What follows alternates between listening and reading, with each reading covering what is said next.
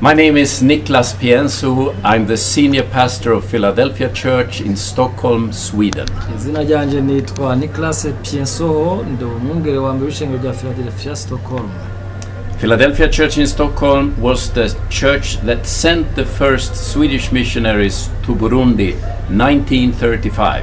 Ishengero rya Philadelphia, Stockholm ni rya shengero ry'abarungika abamisiyoneri hano mu Burundi uriya mwaka w'igihumbi kimwe amajana icenda na mirongo itatu na gatanu.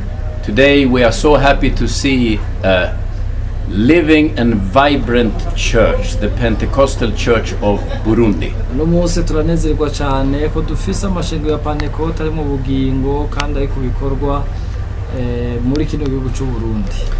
For many years the church, the Pentecostal Church in Burundi has been self-sustaining and self-guiding and self-leading.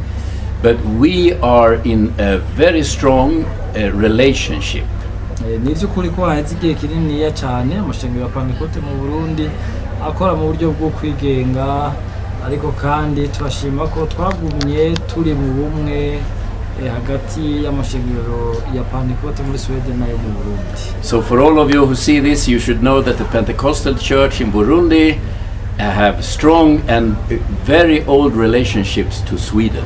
Ico mwomenya mwebwe mwese muriko muradukurikira nuko amashengero ya Pentecôte mu Burundi afise imigenderanire idasanzwe n'ishengero rya Pentecôte muri Suède kandi kuva imyaka myinshi irangiye iheze. This last week we have been through a conference here in Kayogoro. Yinga riheze twari ngaha mu Kayogoro dufise igikorane cy'ijambo ry'Imana. We have gathered all the Pentecostal pastors in Burundi for a conference. Twashoboye gushira hamwe kwegeraniza mu pastori bose mu Burundi ngo baze mu nyigisho zabo. And the aim was to strengthen unity and love within the church. Ntumbero twadufise kwari ukubaka ubumwe kandi kugira ngo hagumeho urukundo mu ishengero ry'Imana. And this weekend the whole church has gathered. Muri misi irangiza indwi ishengero ryose ryarakoraniye hamwe. So together with me there have been a delegation from Sweden and Finland. Je nanje zananye n'abantu twavanye hariya aye muri Suède no muri Finland. But also guests from South Sudan, ariko kandi hari abashitsi bavuye muri Sudan y'Epfo, Tanzania, Uganda, Congo, Mozambique, and Rwanda. We are a big family. Ukuvuga ko turi umuryango wagutse cyane. I am so impressed of the organization for this week that we have been through. Naranezerewe cyane mu buryo budasanzwe ingenda kino gikorane cyari gitunganijwe neza cyane.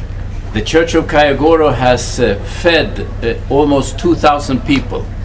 Uvuga ko ishengero rya Pentecôte ry'Ikayogoro ryari rimaze iminsi rigaburira muri kino gikorane abantu baba ibihumbi 2,000. Arranged with all the technical equipment, sound system and lights. Murumva gushiraho uburyo bwo bugezweho bwo gutuma tumana kw'amakuru, ibi binyamakuru canke n'ibi bintu twita ibinyamajwi kugira ngo bishobore gukoreshwa mu gikorane byabaye ibintu byiza cyane. To see an organization like this and leadership that leads this organization is very hopeful. Ubona rero ibintu bimeze uko integuro imeze neza nk'uko biratunezera cyane.